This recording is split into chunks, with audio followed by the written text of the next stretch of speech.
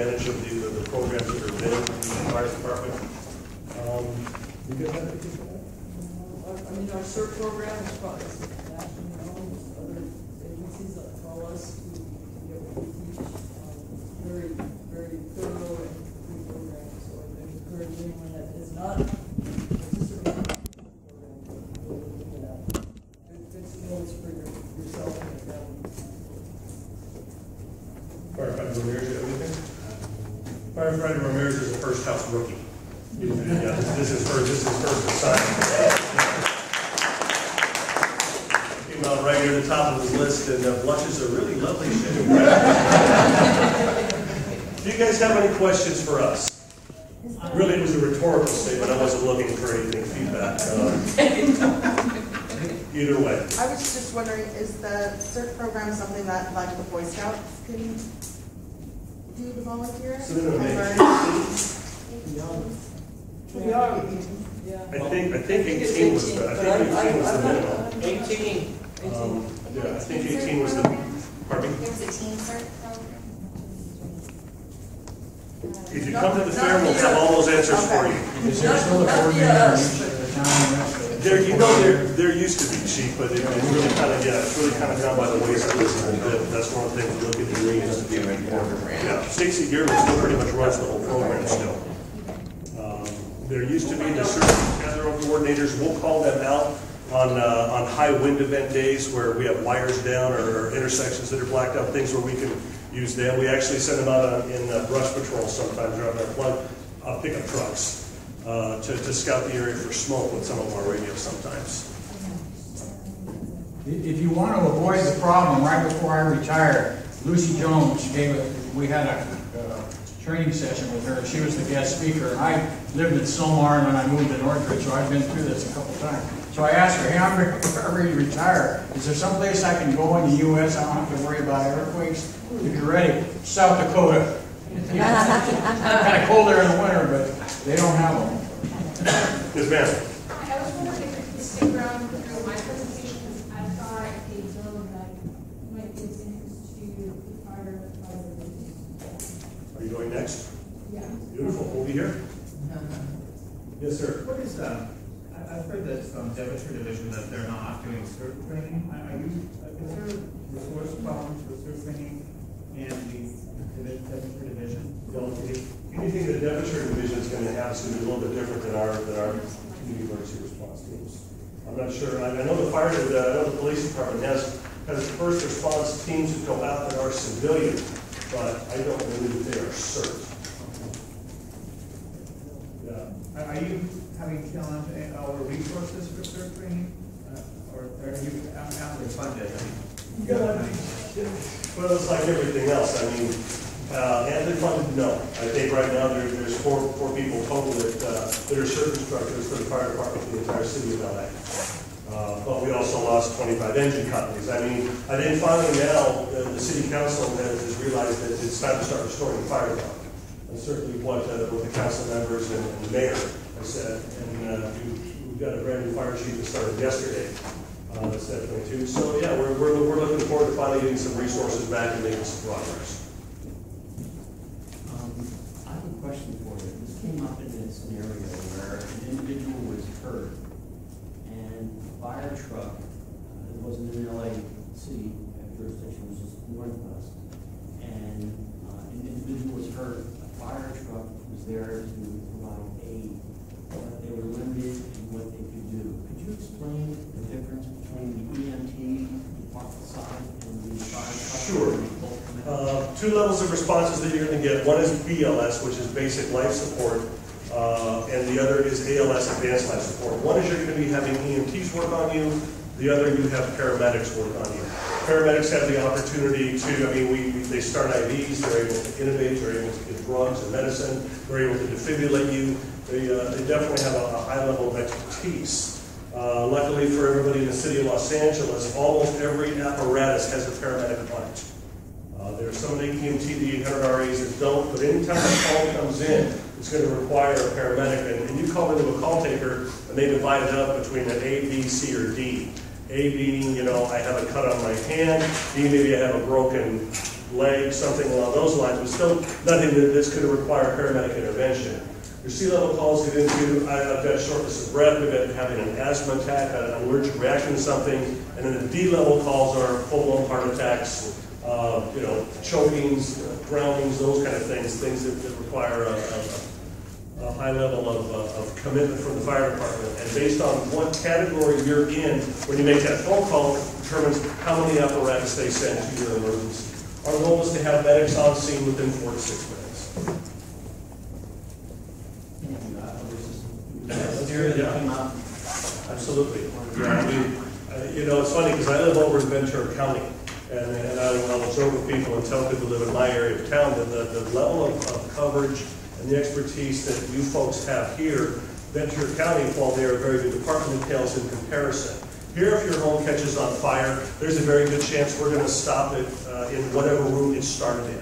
We have a lot of apparatus and they come in a big hurry. Ventura County, a lot of sections of Los Angeles County don't have the same coverage. They have fewer people on apparatus and their apparatus are spread further apart. So for you guys, we're probably going to stop it in the room that it happens. My house catches fires today, it's going to burn down. The people on either side of me are going to be very happy because it won't spread to their homes, but for the most part, my house is going to burn down, which you guys still have provide a world-class service. So it goes very well for everyone here, unless we have a large catastrophic incident where we spread too thin, which is why you guys all need to be prepared. Yes, ma'am.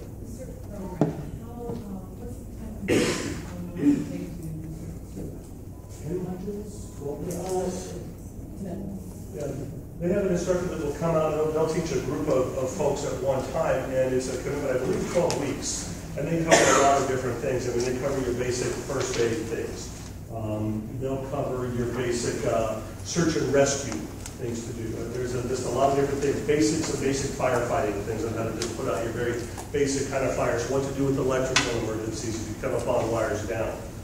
So there's a lot of things, but they definitely give you a set of tools, that's going to be able to help you and your family and your neighbors in a catastrophic incident.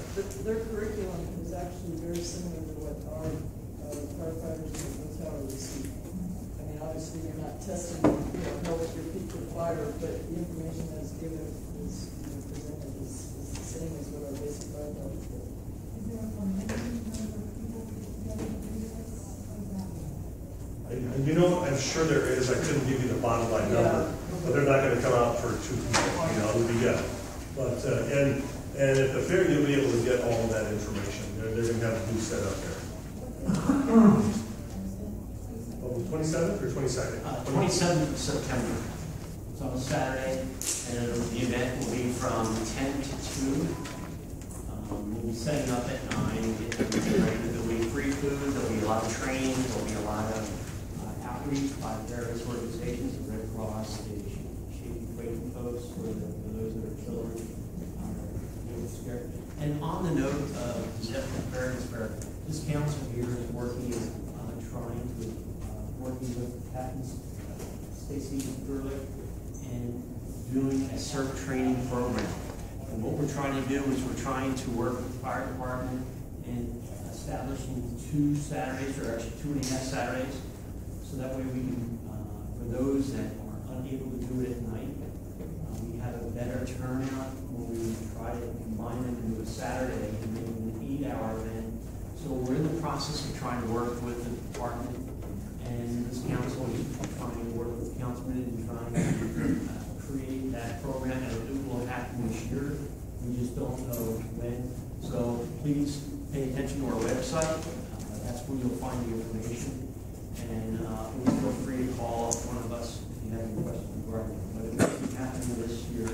We're just trying to work with the department to find out how we can do that, and then get those individuals that can sign up. We need approximately 30 to 40 people, and it'll either be held at this facility here, or it'll be held at the Northridge Christian Church on Chatsworth and Wilburn. So we'll have plenty of space for the be trained. So again, that'll be something that this council will be doing for the stakeholders and those that want to participate in. Yes, sir. Chief, one thing you might explain to them, I get the question on this all the time, is why do you send all this equipment? You know, my grandmother was having difficulty breathing, and next thing I know, the hook and ladder's there, the whole street's filled up with fire trucks. Why do you do that? You know, Explain it to you. we were talking about what kind of emergency you're having, and if you're having a heart attack, they're going to dispatch the closest apparatus. Now, depending on what station you're at, the closest apparatus may be a hook and ladder and an additional engine company. The additional engine that follows behind that. Then you're also going to get a paramedic rescue on top of that. So there's times you get 3 or 4 pieces of apparatus, but it's due to how close they are at the time.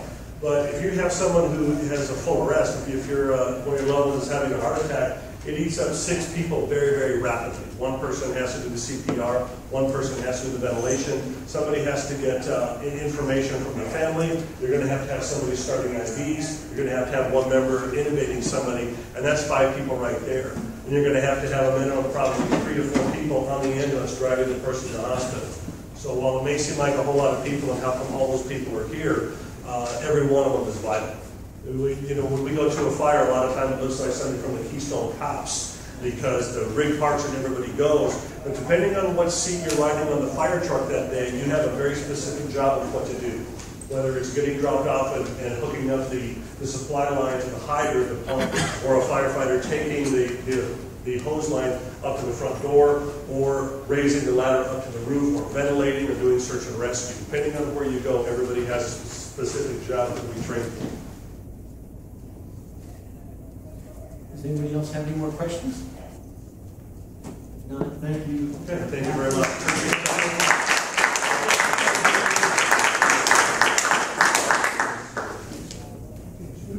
All right, we're going to move into public comments by stakeholders relating to items on the agenda.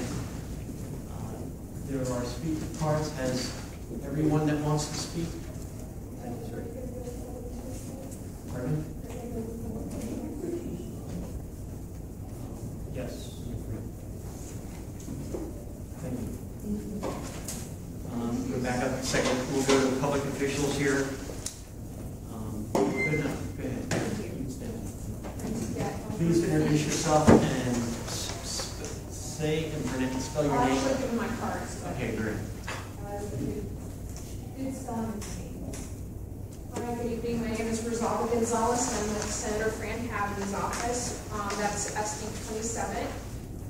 Our district goes from the 405 into Ventura County we end at the Camarillo Breed. So everything west is us. Ventura County, Thousand Oaks, Coon Valley, Moore Park, West Lake Village, all the way to Malibu, and we go through the San Fernando Valley into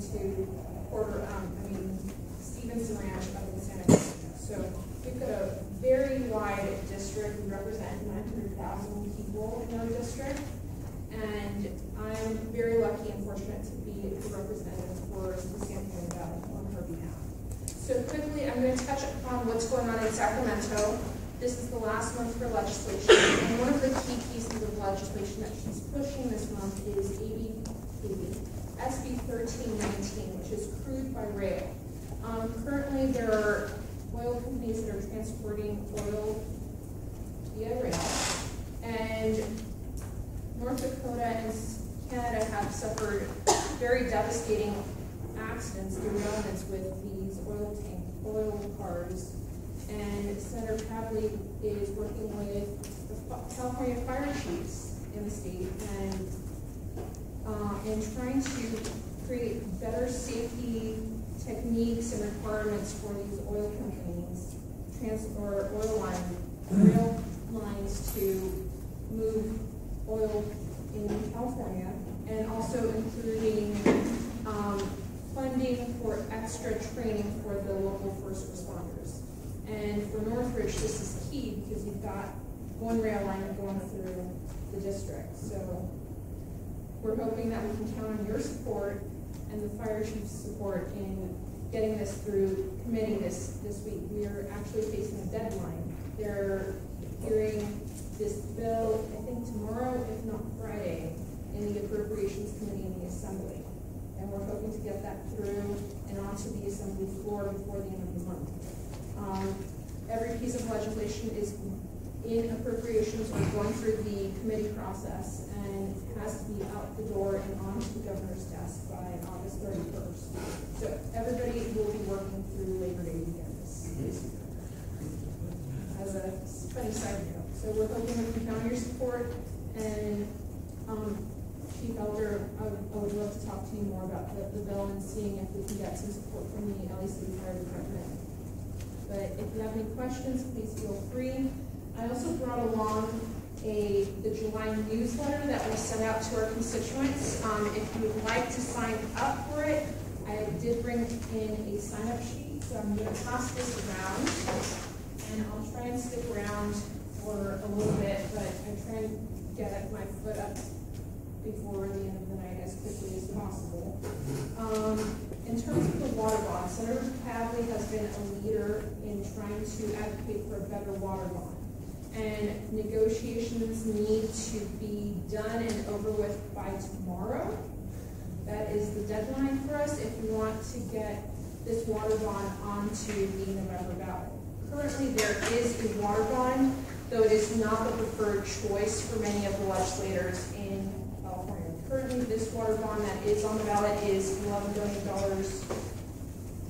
plus, and the water bond that they're trying to negotiate is down to $6 billion. And the focus of the water bond is less on moving the water north to south and more on regional solutions. Getting more stormwater capture, getting more capacity in the already built storage units that we have. Currently, most of those units are filled with a lot of sediment over the last couple of years, and it's going to go to local water agencies to do that cleanup. And third would be giving local water agencies extra money or funding to meet the goals of cleaning aqueducts. In the San Fernando Valley, we've got the giant San Fernando Valley aqueduct that we can't really use because it was contaminated by the aerospace industry way back in the 1950s. So LADWP is hoping that if this water bond passes, they'll be able to use some of that money to help defray the cost of cleaning up the aqueduct. So, yeah. So, if you have any questions? Have you reached out? I've got a question on the rail line. Yes. Bill that's trying to be passed. Now, is it basically based on training the first responders, or is there a portion of it about design and safety for cars? It's both. It's both. It's a joint bill that focuses on the safety aspect and increasing those safeguards, and also on the first responder training, because we need to be better prepared in the case there is an event. And there's a lot, currently the crew that is being transported is very stable, but there in the future we may be looking at more volatile crew coming through California. We're energy dependent. We're dependent on food for gas and heating and all that good stuff. So we recognize that it's going to be coming to California, and she's just trying to make sure that it's safely done, and if there is ever an eventuality that this happens, whether it's here in our district or throughout California, that the first responders are prepared for this event.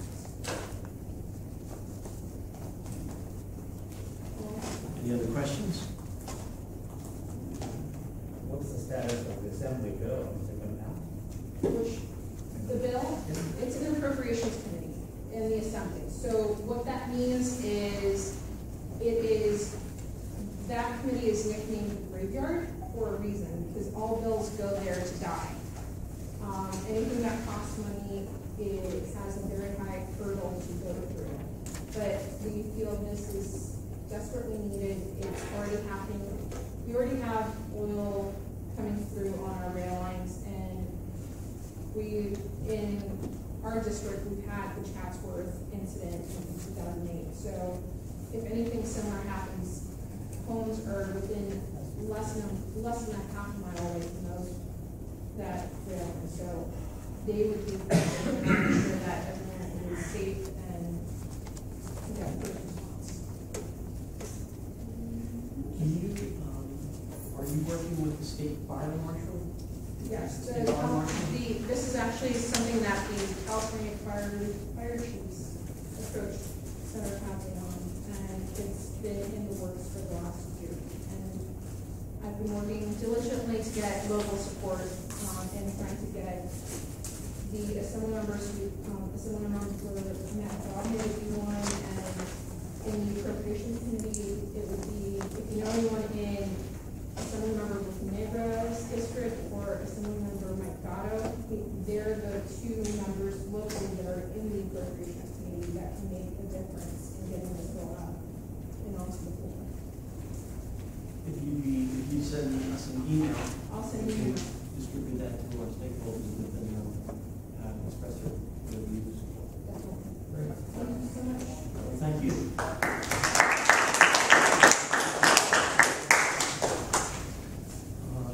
Comments by public officials. Are there any other individuals? I see you raising your hand. Good evening. I'm Sanan Shirinyan with Assembly Member Debaki's office, and I'll give you my card as well.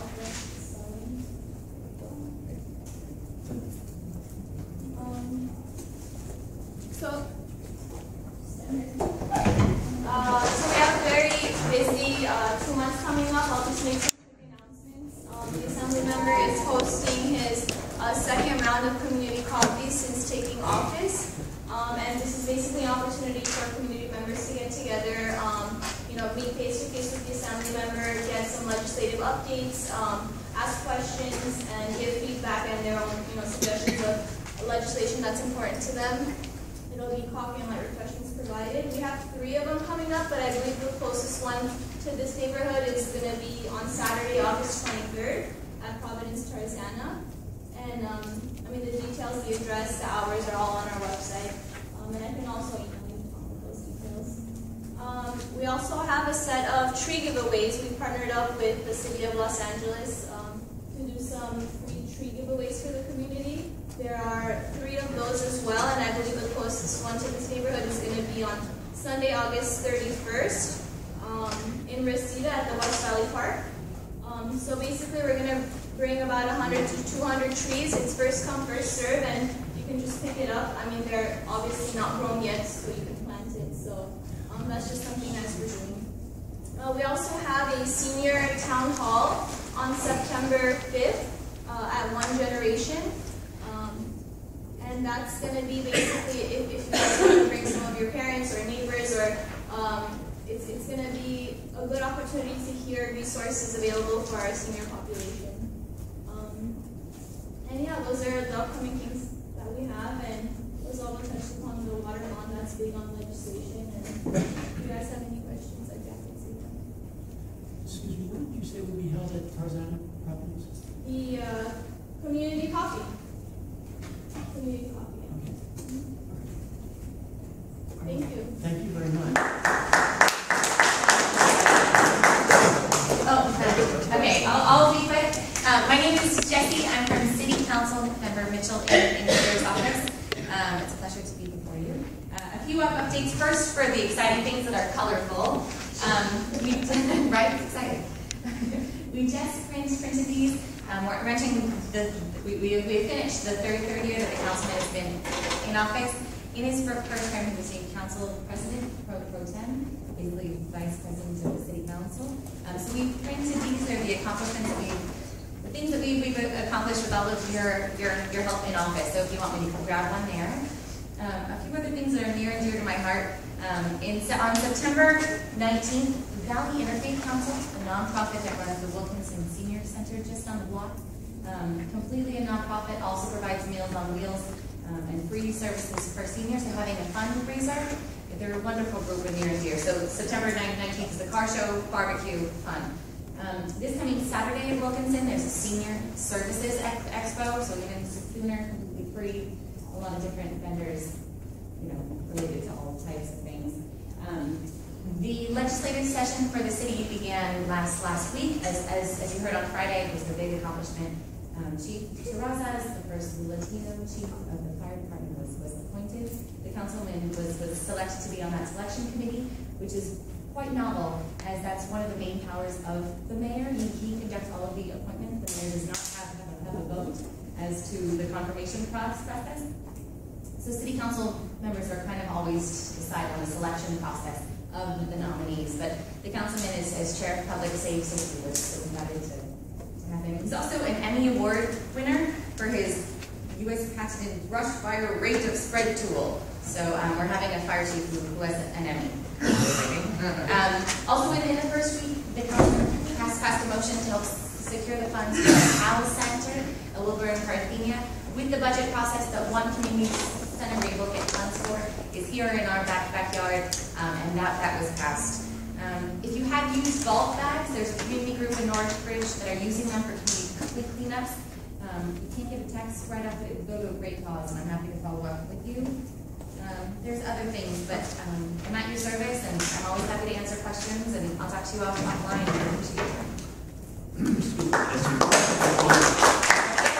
One question I have for you.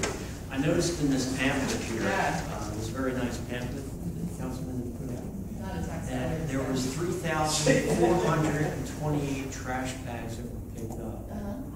And I want to know, these are neighborhood council, have been spearheading the Operation Clean Sweep. And I know on some of the events that I've been involved in, we've collected over 100 bags of trash on the same day. Is this a reflection of what this council, is this incorporated the bags that we provided? These are the bags picked up during the 3 years that we have been in office. Nice. And The 3 years that we the council has. But yes, absolutely. It is the manpower. Clean Sweep started in this council here. And Glenn Wilson, John Ma, Peter Lasky, David Miranda, where's Ron? Ron Wagner? Brian. Brian, you got Freddie too. Rick here. Freddie. Mike Regan. Mike Regan. I mean, these are folks that go out on Saturdays and Sundays and Thursdays and clean up the streets here. And that does so much for the neighborhood. It brings people together. It creates a sense of community and pride in the community. And it's the theory about the old broken window syndrome. If you keep your area clean, it has a tendency to deter the deviant elements of behavior that people have a tendency to consume. So I just want to recognize that, and I appreciate Mitch for his support, because when we first started this out, everybody, we had to haul our own trash. We had to take the trash, had to go to an auto body shop and haul it and dump it there. We had to do our own bags. We had to have our own tools. With the support of Councilman Smith and definitely with Mitch, which really accelerated things, we were able to actually meet with the Bureau of Street Services and have our trash picked up, which was a major milestone. And it actually, if you go along, you see these people on the side of the streets, honk and say thank you. Because these are the folks that really make this neighborhood nice and keep it clean. And I want to, there's a gentleman here tonight, Jesse from Mission Hills, that just did one. And the success that he had, that I participated in, it was fabulous. And Jesse, what was your feeling of the event? Actually, we can refer that question to our beautification chairperson, who actually spearheaded the event, Richard Hill. You might want to go ahead and answer that question. Well, being new to the board, it was really my first time around with the event. It was pretty inspiring. I think it really helped us to see that we can be effective and we can keep the ball rolling. So, to hear you talk a little bit about who spearheaded Clean Sweep and all that, and it's inspiring for us, because if you stay involved and keep it moving forward, you can make a difference, and you do make a difference. And I think that what you're doing here is an example of that. So a round of applause for all these.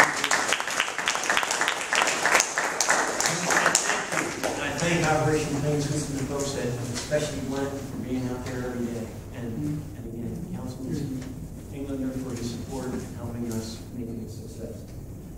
And on that note, August 23rd, Northridge Christian Church, in conjunction with, I believe, hopefully Troop 24 or Troop 10, we'll be holding another Operation Clean Sweep. And basically it'll start from 8 to run till 11 or 12, and there'll be free breakfast, working with some local vendors and trying to provide that, along with Councilman Englander's office. So I'd like to encourage those of you that have the opportunity to come out and help join us in the fun, because it is.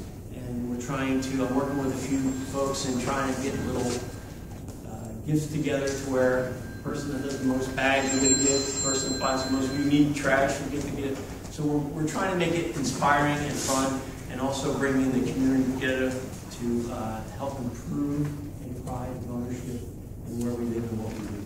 So thank you. Yes. Matthew with Congressman Brad Sherman's office. Don't have many updates coming up to inform you about, other than the Congress is actually out of session at the moment. They're on their August vacation. Many of you watch the news and pay attention may feel that they've been on vacation for a while. But the Congressman will be in town, and he has a town hall coming up on August 24th. So he looks forward to seeing as many of you you're all welcome to be there.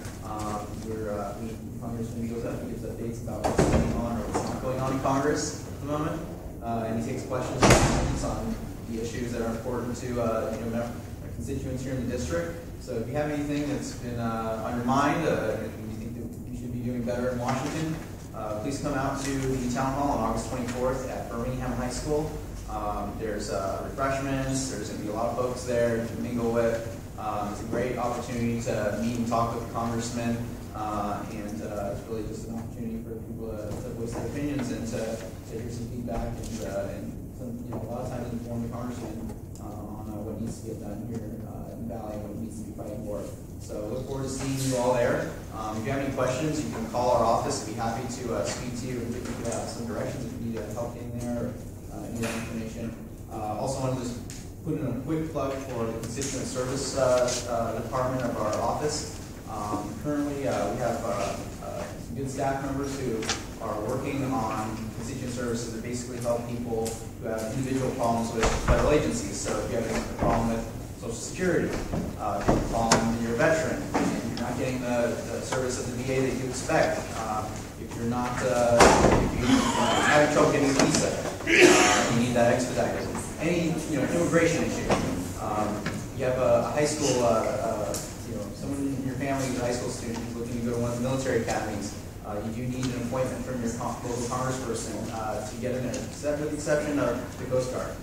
So please call our office. We'll look forward to being as helpful as we can on all these issues. And even if you just have a question about who your local representative is, a lot of times you can direct you there. So give us a call. We're happy to help you out any way we can, especially on the federal level. And we'll see you at the town hall. Thank you so much.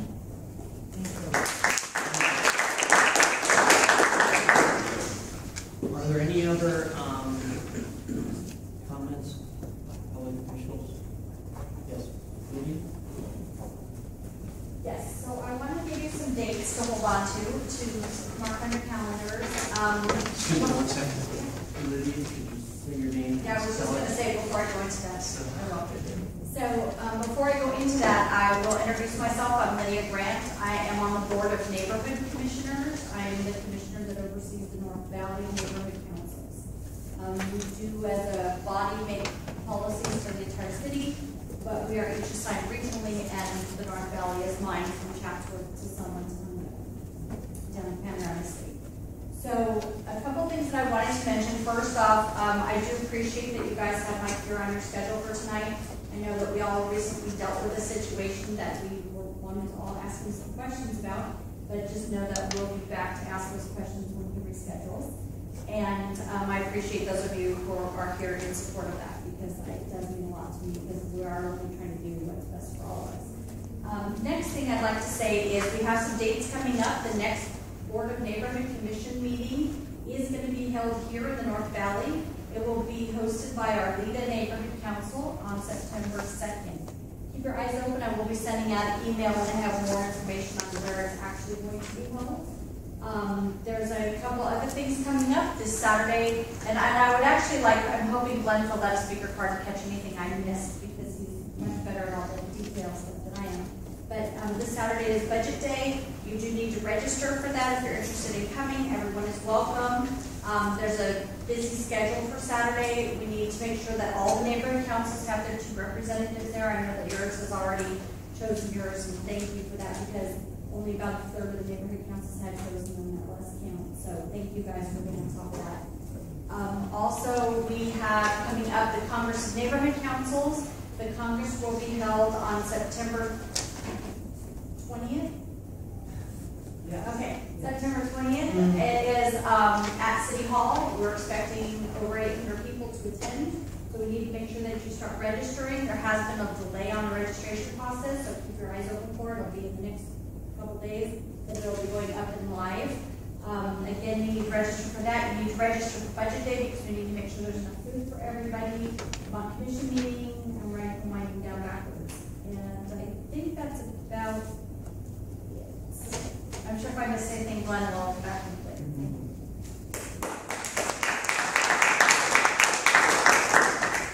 All right, thank you, Libby. Is there any other public official that has any comments?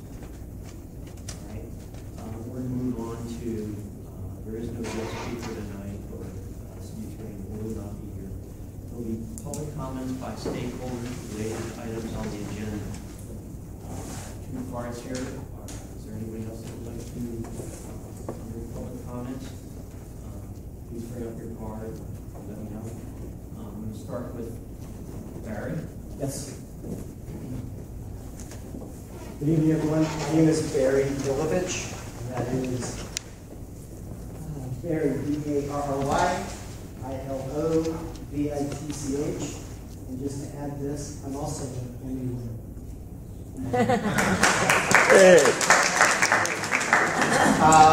I live west of Tampa, south of Devonshire, on Mary Street. There's been a lot of crime in our neighborhood over the years. I've lived there since '94. The first big event that took place was in, I think, '96, when a pipe bomb was placed at the end of the cul-de-sac, leaning against the block wall. And the bomb squad shut down the neighborhood, shut down the well. It took them about 6 to 7 hours to dig a hole in the neighbor's lawn, take the robot, put it in the hole, detonate it, and give it all clear. I know there's crime in every neighborhood, but it just seems like in ours it's ongoing and we need to get it under control. Recently, we had a gate installed at the end of Merity that leads off to Tampa. And I know there's been some questions about it and some concerns, but in the 2 weeks it's been there, the neighborhood has been very quiet.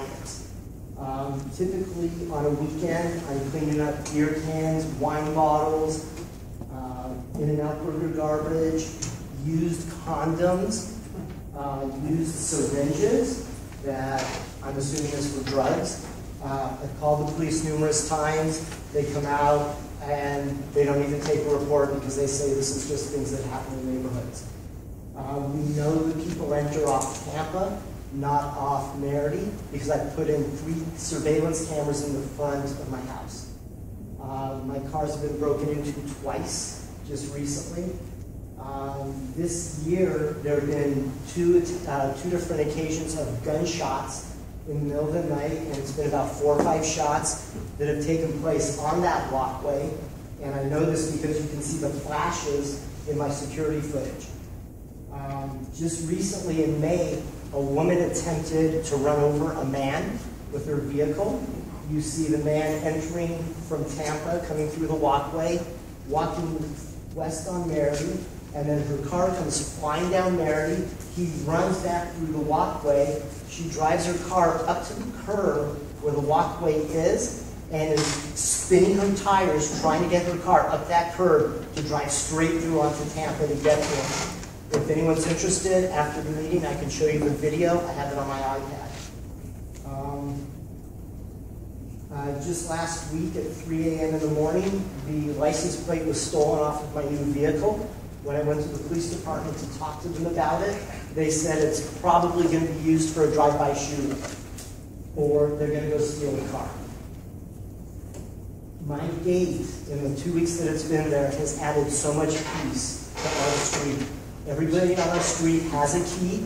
They're happy that it's there, and it's added so much safety to us. We're able to sleep at night, and it's out of stay. I'm working with the councilman's office. A phone call was placed to the councilman's office about a month and a half ago, and someone in that office told my neighbor that the city will not pay for the gate, but if you choose to install it and pay for it on your own, we will not stand in your way. We have that name. I don't have it with me tonight. I've been dealing with Tanya in the councilman's office because there's been a lot of discussion about my gate, which my gate, out of the almost 65 gates that we counted in the councilman's district, are either up there illegally, like they're claiming ours is, but we are the only gate with a firebox on both sides that if there is an emergency, the fire department has access to get into the community. We're going to do what we have to make sure this is done legally, and if people are opposing it, they need to know why it is there. It's not there for an inconvenience or to make somebody walk a longer distance to get out of the neighborhood. It's there for safety. The neighborhood was developed in the late 50s, and this is 2014. Crime has changed. There's a lot of desperate people out there, and this is going to help by keeping people not entering off of Tampa. And if they want to come down the street, they can come down the street the same way everybody else does. Off of, what is it, Mayo? Off of Calvin. If anybody has any questions or feels that they really, really need a key and they live in the vicinity, we would be happy to give them a key.